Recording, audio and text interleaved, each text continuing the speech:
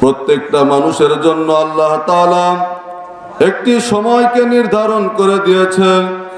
প্রত্যেকের জীবনে একটি স্থানও নির্ধারিত আছে, যে নির্ধারিত সময় এবং নির্ধারিত স্থানে আল্লাহ তাআলা মালাকুল মউতকে সামনে উপস্থিত করবেন।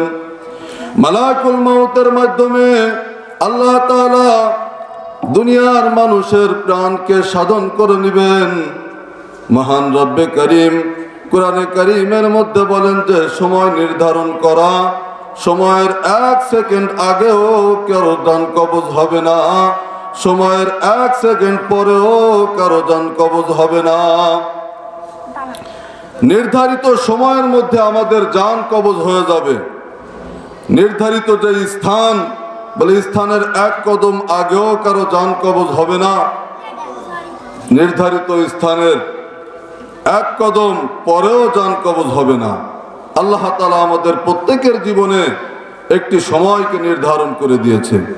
আল্লাহ রাব্বুল আলামিন আমাদের প্রত্যেকের জীবনেই সুনির্দিষ্ট একটি সময় এবং সুনির্দিষ্ট একটি স্থান আল্লাহ তাআলা নির্ধারণ করে দিয়েছে। আমাদের নিজেদের মত মতো থাকতে চাইলেও দুনিয়াতে আমরা থাকতে পারবো না, কারণ এ দুনিয়া তো আসলে থাকার মতো কোনো জায়গা না। আর যখন যেখানে আমার মৌত হবে আমাকে সেখানে তখন যেতেই হবে। আল্লাহ তাআলা মালাকুল মউতের সামনে আমাকে উপস্থিত করবেন। আমি যদি চাই মৃত্যু থেকে বাঁচতে, আমি যদি চাই মৃত্যুর সামনে উপস্থিত হব না, আমি যদি চাই মৃত্যু আমার কাছে আসবে না, কোনো সুযোগ নেই। কারণ মৃত্যু কার কখন হবে একমাত্র এই ইলমের মালিক আল্লাহ তাআলা। আল্লাহ তাআলা এই ইলম কাউকে দেন নাই। আল্লাহ তাআলা কোরআনে কারীমের মধ্যে বলেন যে মৃত্যু থেকে তুমি যদি পালাতে চাও, মৃত্যু থেকে যেখানেই তুমি পালাবা, মৃত্যু তোমাকে সেখানেই গিয়ে ধরবে। আল্লাহ তাআলা কোরআনে কারীমের মধ্যে বলেন, কুল ইন্নাল মাউতাল্লাযী তাফিরুনা মিনহু ফাইন্নাহু মুলাকীকুম।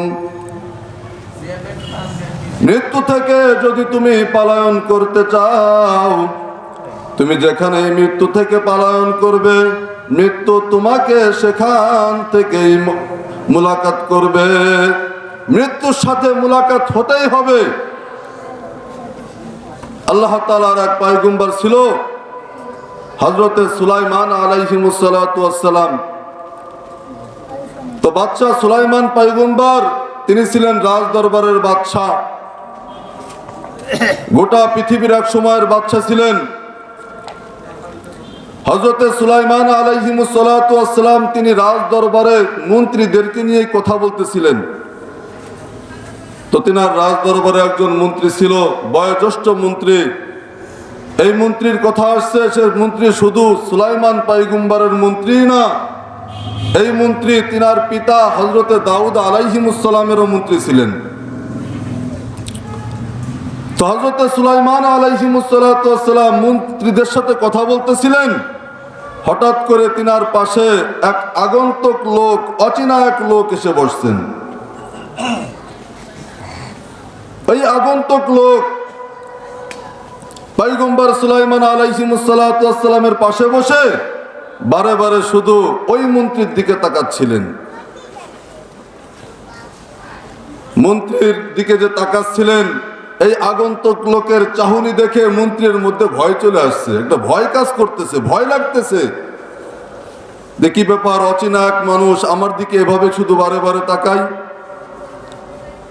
তো নিজের মধ্যে একটা ভয় ঢুকে গেছে। কিছু সময় পরে অচেনা আগন্তুক লোক পয়গম্বর সুলাইমান আলাইহিসসালামের কাছ থেকে উঠে চলে গেছেন। উঠার পরে ওই মন্ত্রী জিজ্ঞেস করতেছে, পয়গম্বর আপনার পাশে যে লোকটা বসা আমার দিকে বারে বারে তাকাচ্ছিল, তার চাউনি দেখে আমি খুব ভয় পাচ্ছিলাম, এই লোকটাকে? হযরতে পয়গম্বর সুলাইমান আলাইহিসসালাম বলে, এই লোকটা তো দুনিয়ার কোনো মানুষ নয়, এই লোকটা হলো আল্লাহ তাআলার ফেরেশতা হযরতে মালাকুল মউত আজরাইল। যখন আজরাইলের কথা শুনছে ভয় আরো বেড়ে গেছে। মনে মনে চিন্তা করতেছে, আসছে আজরাইল, আবার আমার দিকে বারে বারে তাকাই, তাকানো দেখে এমনি ভয়। এরপরে আবার যখন শুনছে আজরাইল, ভয় আরো বাড়ছে। বলে পয়গম্বর, আমি আর এই দরবারে থাকতে চাই না। বলে কেন? বলে আমার মধ্যে খুব ভয় লাগতেছে। আপনি গোটা মাখলুকের বাদশাহ, আল্লাহ তাআলা আপনাকে বানাইছেন, আপনি বাতাসকে একটু হুকুম করেন যে বাতাস যেন আমাকে দ্রুত হিন্দুস্তানের কোন এক নির্জন দ্বীপে আমাকে নিয়ে রেখে আসে। হযরতে পয়গম্বর সুলাইমান আলাইহিমুস সালাতু ওয়াস সালাম বাতাসকে হুকুম করলেন, সঙ্গে সঙ্গে ওই মন্ত্রীকে হিন্দুস্তানের এক নির্জন দ্বীপে নিয়ে রাখলেন। পরের দিন আবার হযরতে মালাকুল মউত পয়গম্বর সুলাইমান আলাইহিমুস সালাতু ওয়াস সালামের কাছে আসলেন। পয়গম্বর সুলাইমান আলাইহিমুস সালাতু ওয়াস সালাম মালাকুল মউতকে জিজ্ঞাসা করে, হে মালাকুল মউত, কালকে তুমি যে লোকটা পাশে বসা ছিল, মন্ত্রী বসা ছিল, মন্ত্রীর দিকে তুমি বারে বারে তাকাচ্ছিলে কেন বলো? হযরতে মালাকুল মউত পয়গম্বর সুলাইমান আলাইহিমুস সালাতু ওয়াস সালামকে বলে, আল্লাহ তাআলা কিছু সময়ের মধ্যে আমার কাছে একটা ফরমান জারি করেছিল।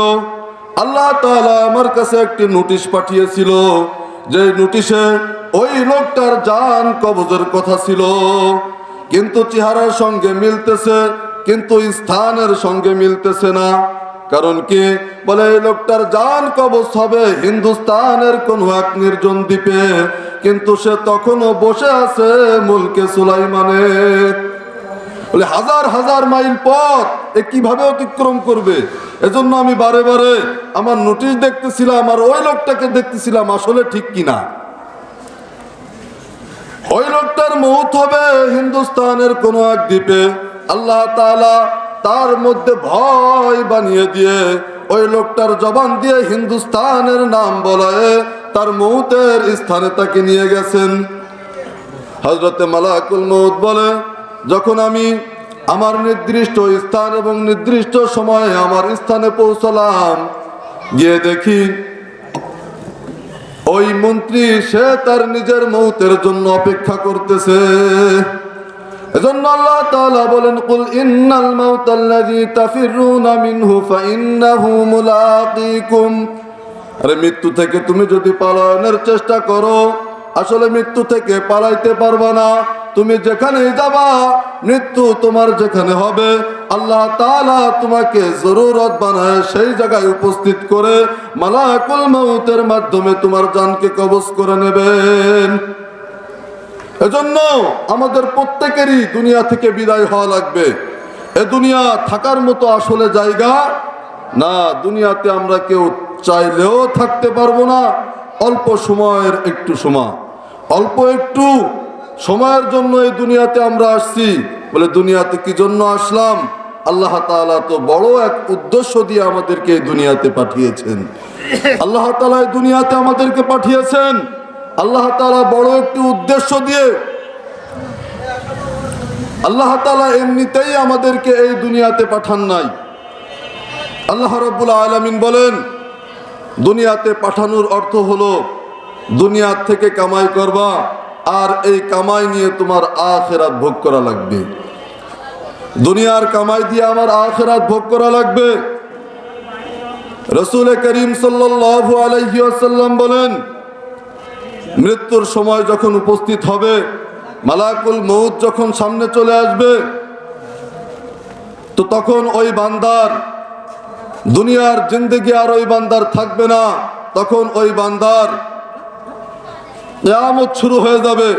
রাসূল করিম সাল্লাল্লাহু আলাইহি ওয়াসাল্লাম বলেন, কিয়ামত হচ্ছে দুই প্রকার, একটা হচ্ছে কিয়ামতে সুগরা, আরেকটা হচ্ছে কিয়ামতে কুবরা। একটাকে বলা হয় বড় কিয়ামত, আরেকটাকে বলা হয় ছোট কিয়ামত। বলে ছোট কিয়ামত কাকে বলে?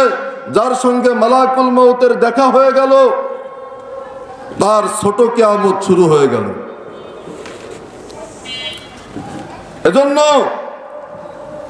এই মালাকুল মউতের সাথে সাক্ষাৎ, মালাকুল মউতের সাথে সাক্ষাৎ এটাও একটা কিয়ামত।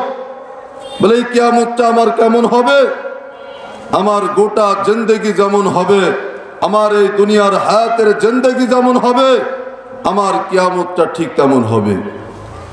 আমার এই হায়াতের জিন্দেগি যদি রব চাহি জিন্দেগি হয়, তো আমার মউত হবে আসানের সাথে। আল্লাহ তাআলা কোরআনে কারীমের অন্যত্র বলেন, ওয়ান্নাজিআতি গারকা ওয়ান্নাশিতাতি নাশতা। তুমি যদি দুনিয়াতে নেককার হও, তাহলে তোমার মউত হবে আসানের সাথে, পরকালে ঠিকানা হবে জান্নাত। আর যদি তুমি বদকার হয়ে যাও, তোমার মউত হবে আযাবের সাথে, পরকালে ঠিকানা হবে জাহান্নাম। বলে ওই হাসরের ময়দান যেদিন হিসাব হবে, শুধু ওই দিনই আমার আযাব হবে তাই না, আমার আযাব তো মউত থেকে শুরু হবে। কি থেকে শুরু হবে? আযাব হবে মউত থেকে। বলে আমার গোটা জিন্দেগি যেমন হবে, আমার মউতটাও এমন হবে। তার কারণ মউতের তো যন্ত্রণা আছে।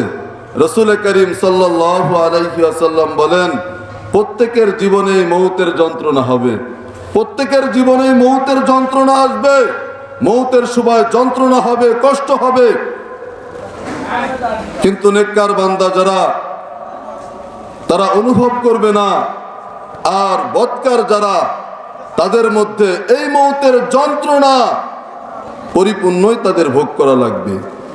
রাসূল করিম সাল্লাল্লাহু আলাইহি ওয়াসাল্লাম বলেন, বলে মউতের যন্ত্রণা হবে কিন্তু ভোগ করবে না। কারণ কি, কিভাবে? বলে অনেক বিবরণ, তার মধ্যে একটা বিবরণ আল্লাহ রাব্বুল আলামিন বলেন, ইন্নাল্লাযীনা ক্বালু রাব্বুনাল্লাহ, ইন্নাল্লাযীনা ক্বালু রাব্বুনাল্লাহ সুম্মা ইসতাকামু তাতানাজ্জালু আলাইহিমুল মালাইকা।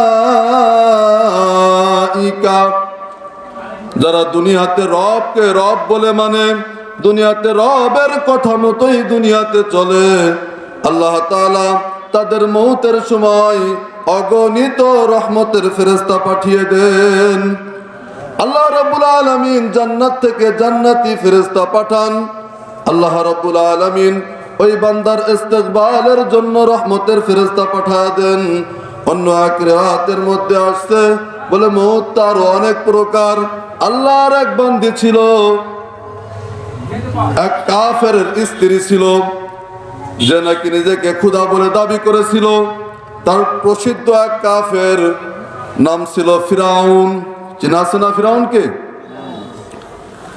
তো এই ফিরাউন, তিনার স্ত্রী ছিল নেককার। স্ত্রী ছিল কি? নেককার। ফিরাউনের স্ত্রী ছিল নেককার।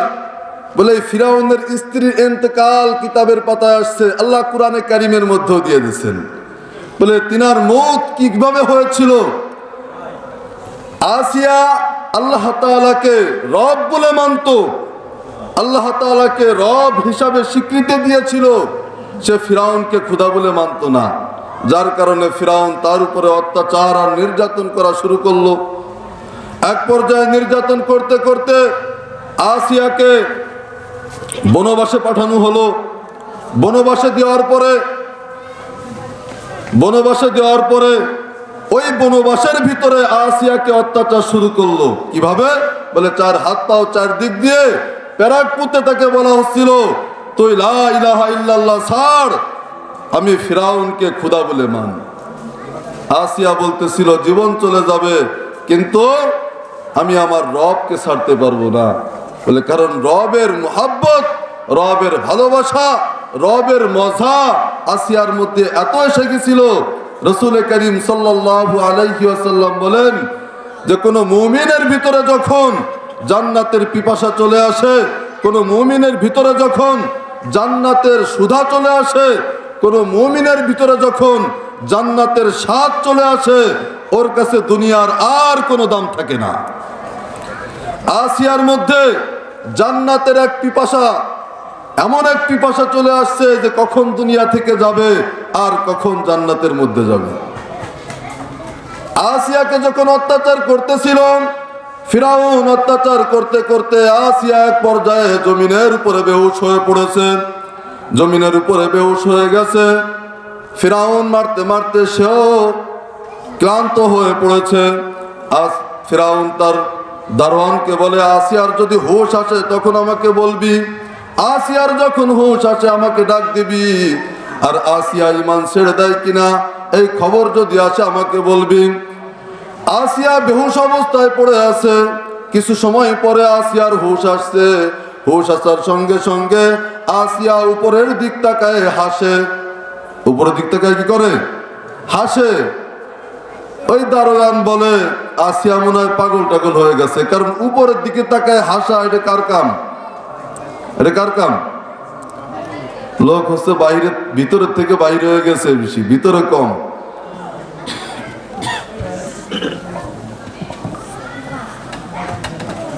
তো আসিয়া উপরের দিক তাকায় শুধু হাসতেছে। দারোয়ান বলে, আসিয়া মনে হয় পাগল হয়ে গেছে, দৌড়তে চলে গেছে ফিরাউনের কাছে। ফিরাউনের কাছে যে বলতেছে, বাদশা আসিয়া তো পাগল হয়ে গেছে। বলে কেন? বলে আসিয়া উপরের দিক তাকায় খালি খালি হাসতেছে। ফিরাউন দৌড়ে আসছে। আসার পরে আসিয়াকে বলতেছে, ও আসিয়া, তুমি কি পাগল হয়ে গেলে নাকি? আসিয়াকে যখন বলতেছে তুমি পাগল হয়ে গেলে নাকি, আসিয়া বলে, না না আমি পাগল হই নাই। বলে তুমি উপরের দিক তাকায় হাসো কেন? আসিয়া বলতেছে, হে ফিরাউন, তুই যখন আমাকে মারতেছিলি তখন আমি আমার রবের কাছে একটা আবদার করেছিলাম, আবদার একটা দাবি করেছিলাম। বলে সেই দাবির কথা আল্লাহ কুরআনে কারীমের মধ্যে উল্লেখ করে বলেন, আমার আসিয়াকে যখন নির্যাতন করতেছিল, আমার আসিয়াকে যখন ফিরাউন মারতেছিল, আমার আসিয়ার উপরে যখন নির্মমভাবে অত্যাচার করতেছিল, তখন আমার আসিয়া আমাকে ডাক দিয়ে আমার কাছে একটা আবদার করেছিল। আবদার হচ্ছে, রব্বি বিনিলি ইনদাকা বাইতান ফিল জান্নাহ ওয়া নাজ্জিনি মিন ফিরাউন।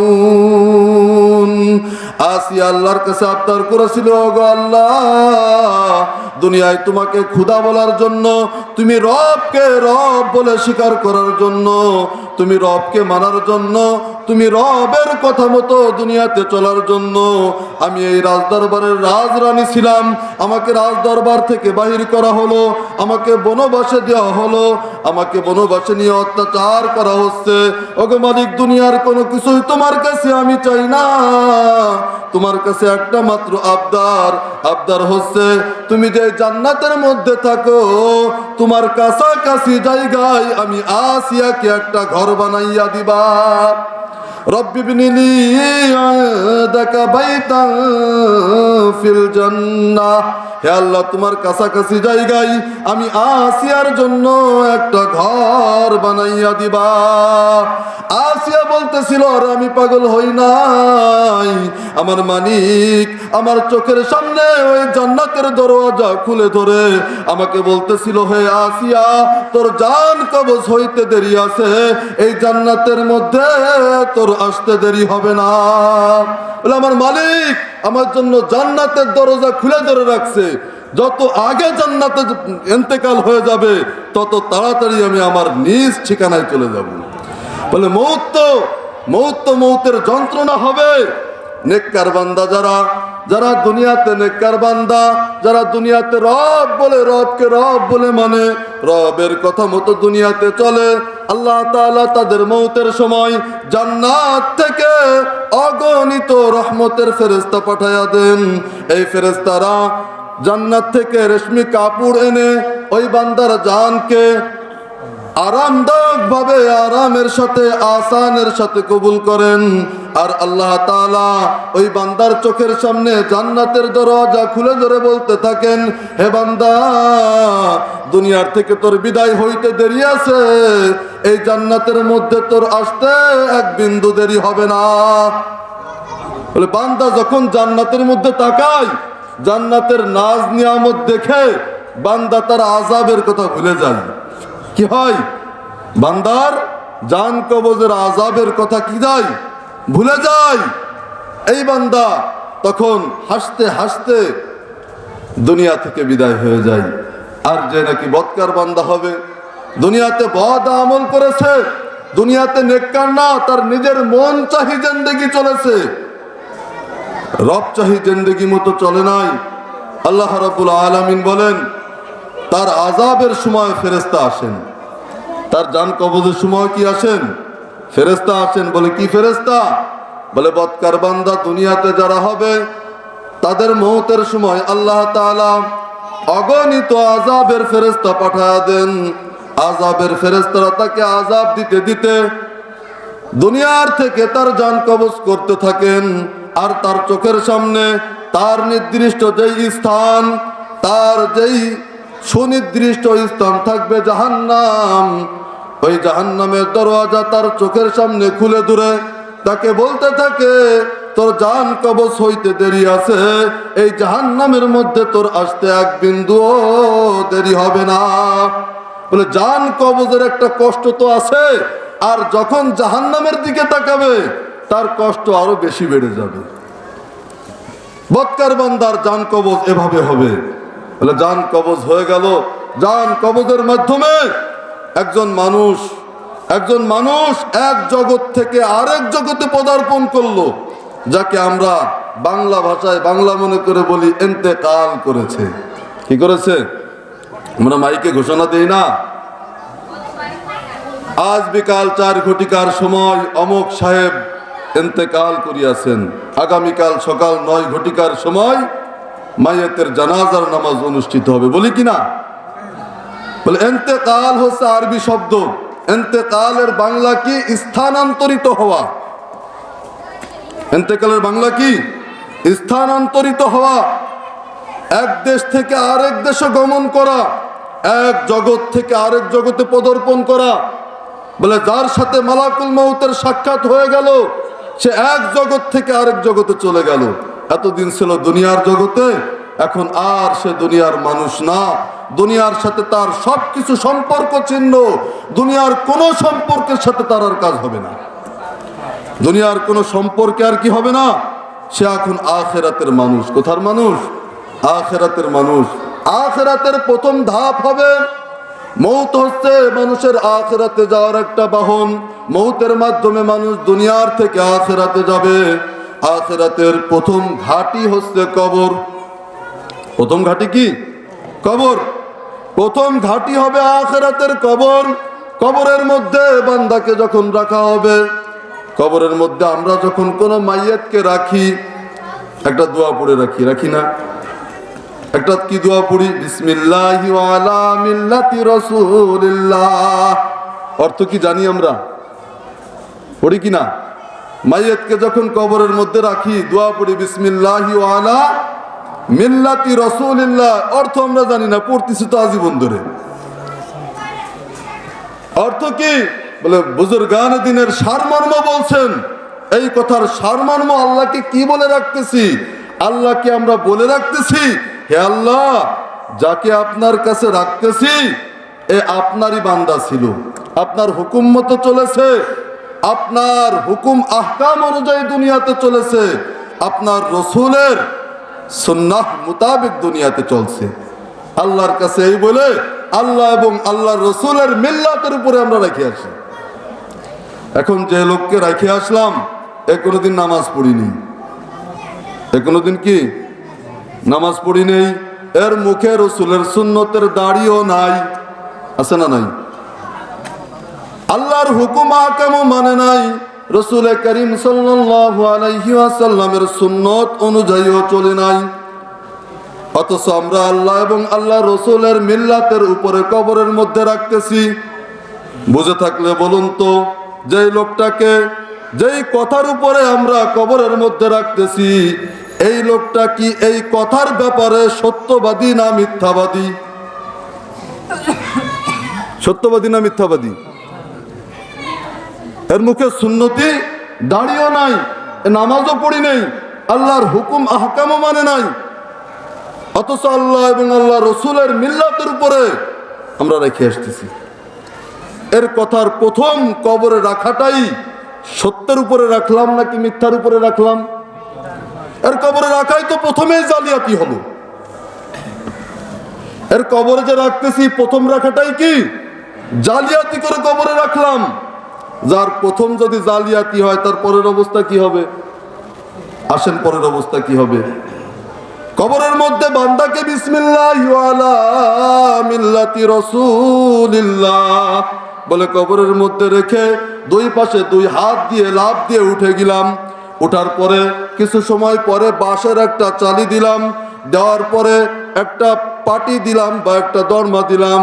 মাটি দেওয়ার সঙ্গে সঙ্গে রাসূল করিম সাল্লাল্লাহু আলাইহি ওয়াসাল্লাম বলেন, একজন মানুষকে যখন কবরের মধ্যে কবরস্থ করা হয়, কবরস্থ করার পরে ওই স্থান থেকে একজন বান্দা 40 কদম দূরে সরে গেলে ওই কবরের মধ্যে একজন ফেরেশতা চলে আসে। ফেরেশতা এসে প্রশ্ন করতে থাকে। 3টা প্রশ্ন করে। কয়টা প্রশ্ন? 3টা প্রশ্ন করবে। একেবারেই সহজ 3টা প্রশ্ন, যা সবাই পারে, পারি না। 3টা প্রশ্ন করা হয়। বিসমিল 3টা প্রশ্ন কি? প্রথম প্রশ্ন হবে মান রব্বুকা, তোমার রব কে? দ্বিতীয় প্রশ্ন মান দীনুকা, তোমার দিন কে? তৃতীয় প্রশ্ন হবে, 2টা রাত আসছে, একটা রাতের মধ্যে আসছে আমান হাদার রাজুলুল্লাযী বুইসা ফীকুম, আল্লাহর নবীর চেহারা দেখায় ওই বান্দাকে বলা হবে এই লোকটাকে কি তুমি চেনো? অন্য এক রাতের মধ্যে আসছে, প্রশ্ন করা হবে আমান নাবিয়্যুকা, তোমার নবীকে। সহজ না 3টা প্রশ্ন? সহজ কি না? দুনিয়ার প্রশ্ন আর এই কবরের প্রশ্নের মধ্যে একটু পার্থক্য আছে। পার্থক্যটা বোঝা দরকার। দুনিয়ার প্রশ্ন আর কবরের প্রশ্নের মধ্যে পার্থক্য আছে। কি পার্থক্য? দুনিয়ার প্রশ্ন হচ্ছে, দুনিয়ার কোন পরীক্ষায় যদি কোন ছাত্র যদি দুনিয়ার পরীক্ষায় উত্তর লিখতে হয় তো আগে ওই প্রশ্ন বাড়ি থেকে মুখস্থ করে যেতে হয়। এটাই তো নিয়ম। মুখস্থ করে গেলে দুনিয়ার প্রশ্ন লেখা সম্ভব। কিন্তু কবরের প্রশ্ন আল্লাহ তাআলা এমন এক প্রশ্ন রাখছেন যে প্রশ্ন মুখস্থর সাথে কোনো সম্পর্ক নাই। মুখস্থের সাথে মুখস্থ করে গেলাম রাদিতু বিল্লাহি রাব্বা ওয়া বিল ইসলামি দীনা ওয়া বি মুহাম্মাদিন নবী রাসূল মুহাম্মাদিন নবিয়্যিনা সাল্লাল্লাহু আলাইহি ওয়াসাল্লাম, আমার রব আল্লাহ, দিন হচ্ছে ইসলাম, নবী মুহাম্মদুর রাসূলুল্লাহ। বলে মুখস্থ করে গেলেই মনে হয় কাজ হবে, তাই নাকি? বলে কবরের প্রশ্নের উত্তর মুখস্থের সাথে সম্পর্ক না। কবরের প্রশ্নের উত্তর সম্পর্ক হচ্ছে আমার গোটা জিন্দেগির আমলের সাথে সম্পর্ক। দুনিয়ার হায়াতের জিন্দেগির আমলের সাথে আমার এই 3 প্রশ্নের সম্পর্ক। দুনিয়ার হায়াতের জিন্দেগি যেমন হবে কবরের প্রশ্নের উত্তরও ঠিক তেমন হবে। দুনিয়াতে যদি রব চাহি জিন্দেগি হয়ে থাকে তাহলে ওই দিন অটোমেটিক জবান দিয়ে বের হয়ে যাবে রব্বি আল্লাহ। দুনিয়াতে যদি আমার কাজকর্ম ব্যবসা বাণিজ্য সব কিছু যদি ইসলাম অনুযায়ী হয়ে থাকে কবরের মধ্যে অটোমেটিক জবান দিয়ে বের হয়ে যাবে দিন ইয়াল ইসলাম। আর যদি মুহাম্মদুর রাসূলুল্লাহ সাল্লাল্লাহু আলাইহি ওয়াসাল্লামের সাথে দুনিয়াতে যদি তার সুন্নতের সাথে সম্পর্ক করে যেতে পারি অটোমেটিক জবান দিয়ে বের হয়ে যাবে আমার নবী ছিলেন মুহাম্মদুর রাসূলুল্লাহ সাল্লাল্লাহু আলাইহি ওয়াসাল্লাম। আমার 60 বছরের জিন্দেগি, আমার 60 বছরের আমল, আমার এই 60 বছরের কর্মকাণ্ডের জবাব হবে 3 প্রশ্নের উত্তর।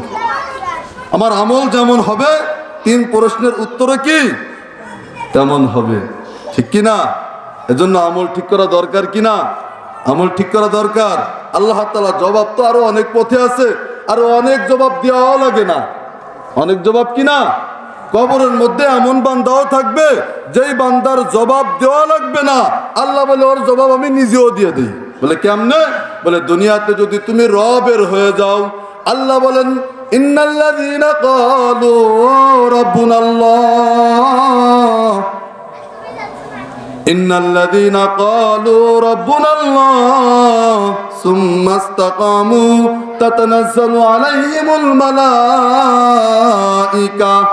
কবরের মধ্যে যখন তোমাকে রাখা হবে কবরের মধ্যে যখন তোমাকে রাখা হবে, তুমি তো দুনিয়াতে নেককার বান্দা ছিলে, তুমি দুনিয়াতে রবের কথা মতো চলেছো, রবকে রব বলে মেনেছো। এমন বান্দা হয়ে যদি তুমি কবরের মধ্যে যেতে পারো, কবরের মধ্যে যখন মুনকার নাকির তোমার কাছে সওয়াল জবাব চাইবে, অনেক নেককার বান্দা অবাক হয়ে তাকায় থাকবে। কি করবে? কেমনে অবাক হয়ে তাকায় থাকবে? ও মনে মনে তখন ভাববে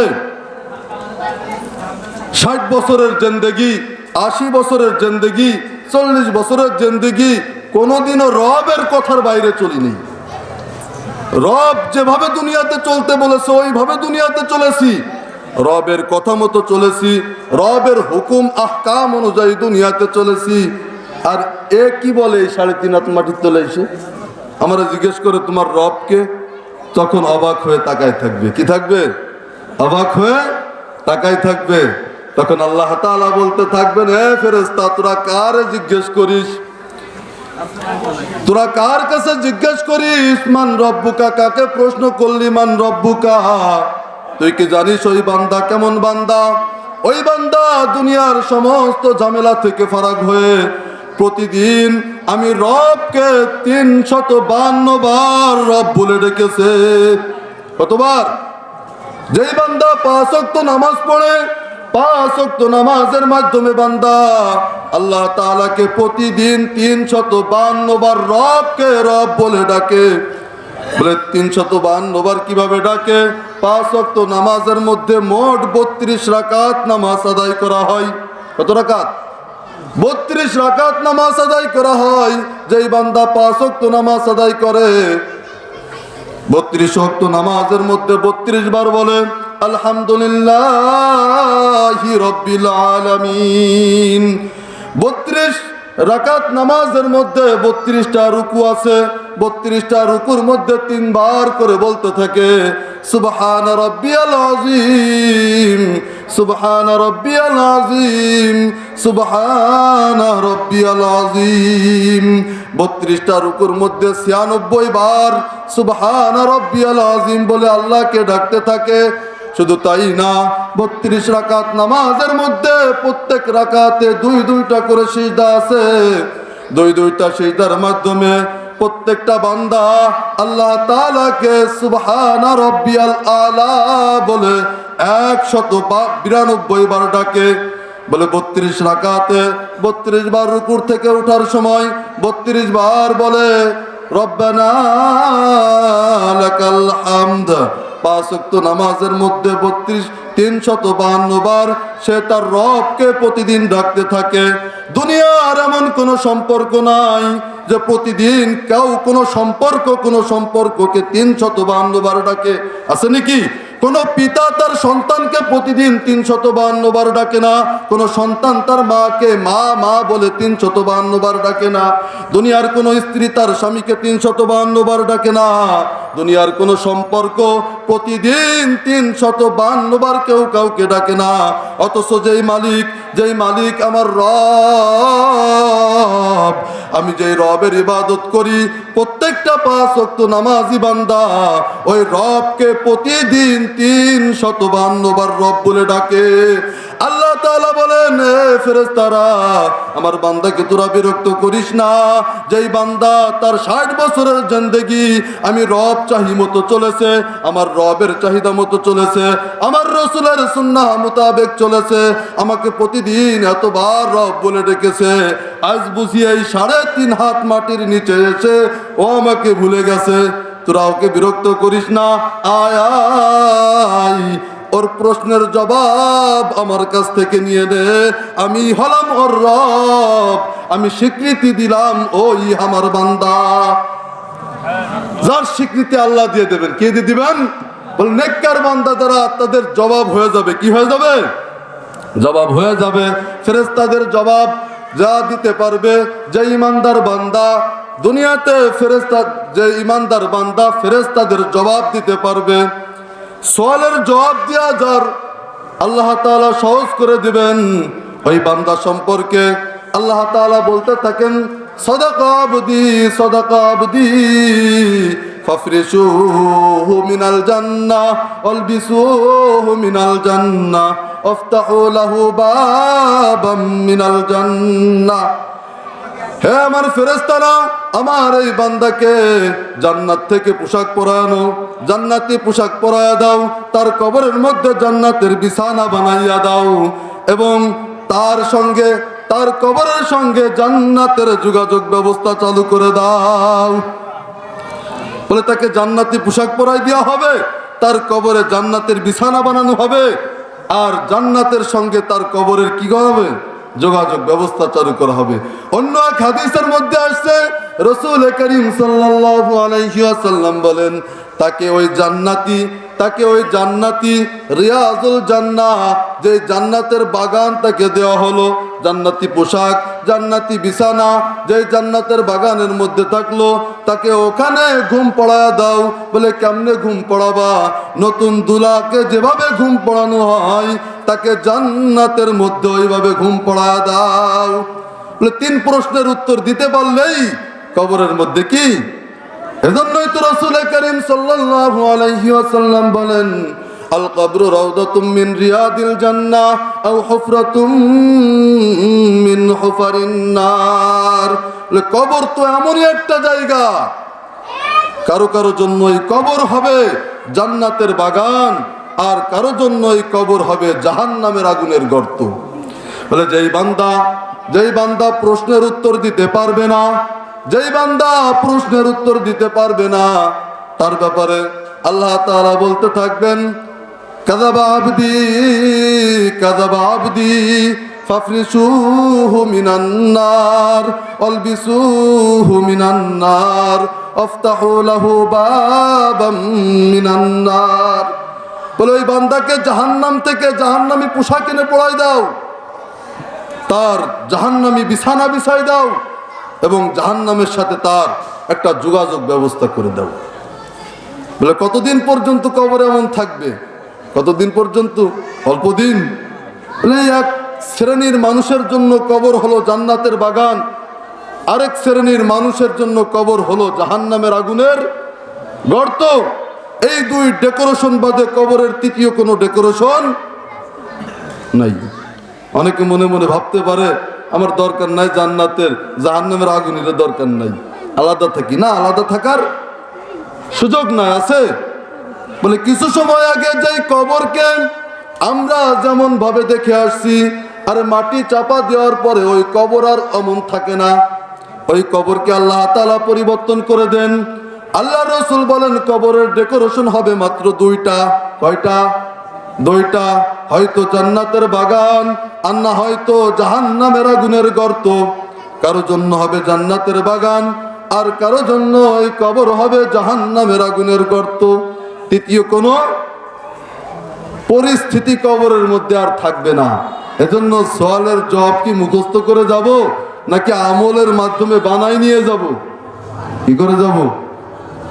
আমলের মাধ্যমে বানাই নেব না? কবরের মধ্যে এভাবে থাকবো কতদিন? আল্লাহ তাআলা কোরআনে কারীমের মধ্যে বলেন, হযরত ইসরাফিল আলাইহিমুস সালাতু ওয়াস সালাম সিংহা মুখে নিয়ে বসে আছেন।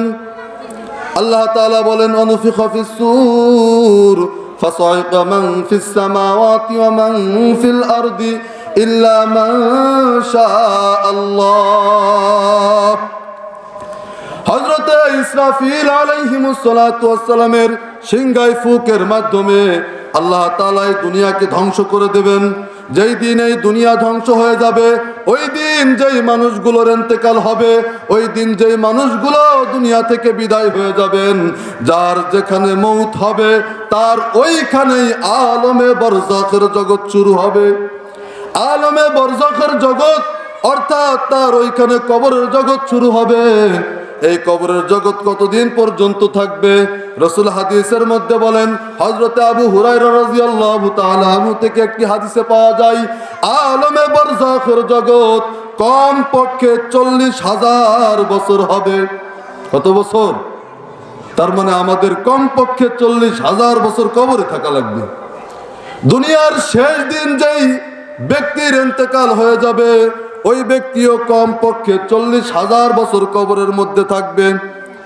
কবরের মধ্যে 40,000 বছর হবে। 40,000 বছর পরে আবার হযরতে ইসরাফিল আলাইহিমুস সালাতু ওয়াস সালাম আবার একটা সিংহায় ফুঁক দিবেন। আল্লাহ তাআলার নির্দেশে আবার সিংহায় ফুঁক দিবেন। ওই সিংহায় ফুঁকের মাধ্যমে আল্লাহ তাআলা হাসরের ময়দান কায়েম করবেন। কি কায়েম করবেন? হাসরের ময়দান আল্লাহ তাআলা কায়েম করবেন। হাসরের ময়দান হবে দ্বিতীয় সিংহায় ফুঁকের মাধ্যমে। বলে সিংহায় ফুঁক, দ্বিতীয় ফুঁক কি হবে সেদিন? বলে হাসরের ময়দান আল্লাহ তাআলা আমাদের জন্য হাসরের ময়দানে উঠাবেন। আমাদের এই 60 বছর, 70 বছর, 40 বছর হায়াতের জিন্দেগির হিসাবের জন্য আল্লাহ তাআলা দাঁড় করাবেন।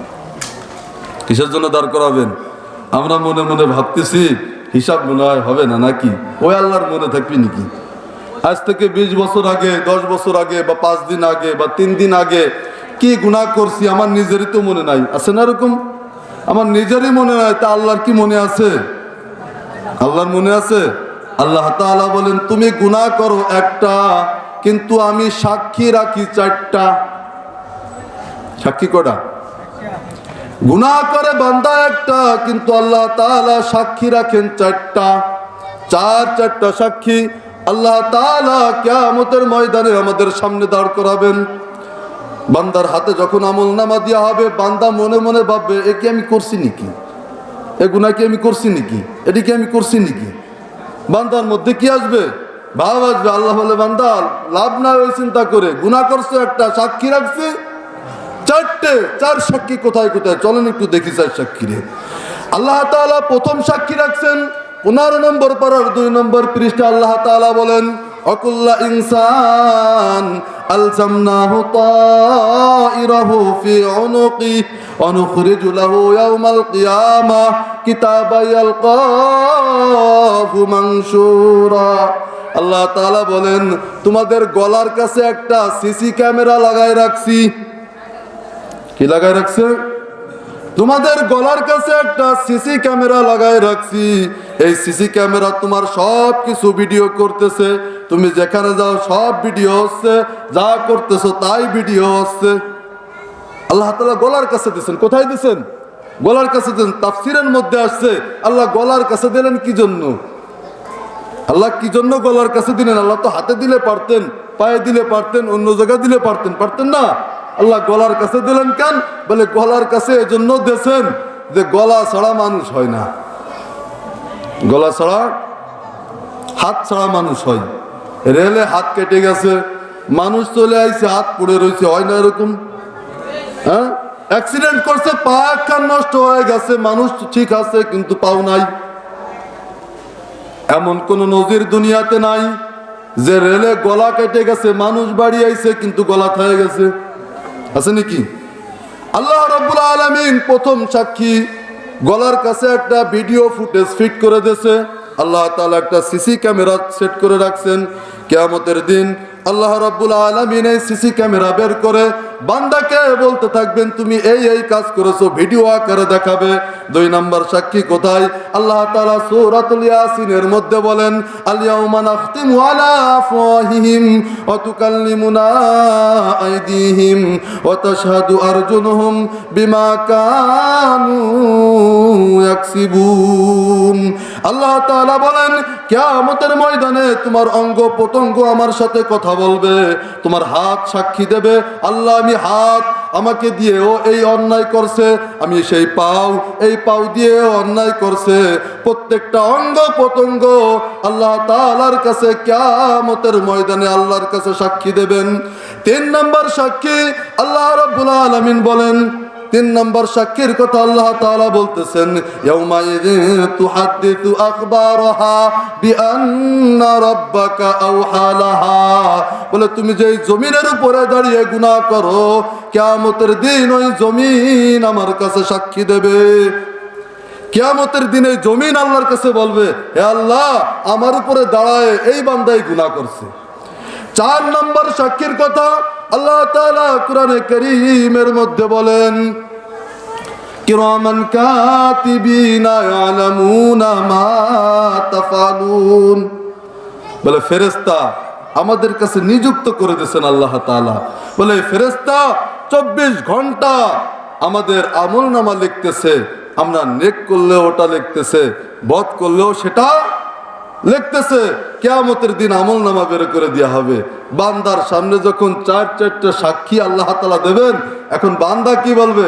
বান্দা আল্লাহরে বলবে, মালি হাদাল কিতাব লা ইউগাদিরু সগীরাতাও ওয়ালা কাবীরাতান ইল্লা আহসাহা।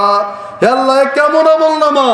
জীবনের ছোট্ট থেকে ছোট্ট গুনাহও এর থেকে বাহিরে নাই। দুনিয়াতে ছোট্ট আমলও করেছি, সেটাও এই কিতাবের মধ্যে লিপিবদ্ধ। এজন্য আসুন, দুনিয়ার এই ছোট্ট সময়, দুনিয়ার কতটুকু সময়? এই অল্প একটু সময়। এই সময়টুকু আমাদের প্রত্যেকেরই কবরে যাওয়া লাগবে। এই সময়টুকু ওই কবরের জন্য কাজে লাগাই। রাসূল করিম সাল্লাল্লাহু আলাইহি ওয়াসাল্লাম বলেন, আদ-দুনিয়া মাজরাতুল আখিরাহ। এই দুনিয়া হচ্ছে আখিরাতের ক্ষেত। এই দুনিয়া আখিরাতের কি ক্ষেত? দুনিয়াতে যা রোপণ করব তাই আখিরাতে পাবো। দুনিয়াতে যা কামাই করব সেটাই আখিরাতে পাবো। যদি কাউকে প্রশ্ন করা হয় তোমার মৌত কেমন হবে, এক কথায় উত্তর, আমার হায়াতের জিন্দেগি যেমন হবে আমার মৌত ঠিক তেমন হবে। যদি কাউকে বলা হয় তোমার কবর কেমন হবে, বলে আমার 60 বছরের জিন্দেগি যেমন হবে আমার কবর ঠিক তেমন হবে। আমার এই 60 বছরের জিন্দেগি যদি রব চাহি জিন্দেগি হয়, তো কবরের মধ্যে আমি আমার মন চাহি জিন্দেগি পাবো। আর যদি দুনিয়াতে মন চাহি জিন্দেগি করি, তাহলে কবরে কোনো ছাড় হবে না। রব চাহি জিন্দেগি আমাদের চলা লাগবে। এজন্য আসুন, এই দুনিয়াতে একটু বদ আমল ছেড়ে দেই, নেক আমল আমরা সংগ্রহ করি। যারা আজও 5 ওয়াক্ত নামাজ পড়ি না, 5 ওয়াক্ত নামাজ আমরা আদায় করব। হারাম থেকে বাঁচবো, হালালকে গ্রহণ করব। হারামের মধ্যে আমরা থাকবো না, সুদ ঘুষের মধ্যে আমরা থাকবো না। আমরা দুনিয়াতে যেই কাজ আল্লাহ তাআলা নিষেধ করেছেন, আল্লাহর নিষেধকে মানব, আল্লাহর আদেশ হুকুম অনুযায়ী দুনিয়াতে চলবো। পারা যাবে না সবাই ইনশাআল্লাহ? আমি আপনাদের নিজেদের সন্তান, কিছু কথা বললাম। আল্লাহ তাআলা আমাকে আপনাদের সকলকে আমল করার তৌফিক দান করেন। আমাদের মেহমান একজন চলে আসছেন, আরেকজন একেবারেই কাছাকাছি। আলহামদুলিল্লাহ, ইশার পরে জরুরি বয়ান হবে, আমরা সকলে জমে জমে বসে যাব। আলহামদুলিল্লাহ, যে কথাগুলো বললাম শুনলাম, আমাদের প্রত্যেককে আল্লাহ তাআলা আমল করার তৌফিক দান করেন। আমিন। আখিরু দাওয়ানা আনিল হামদুলিল্লাহি রাব্বিল আলামিন। আসসালামু আলাইকুম ওয়া রাহমাতুল্লাহি ওয়া বারাকাতুহু।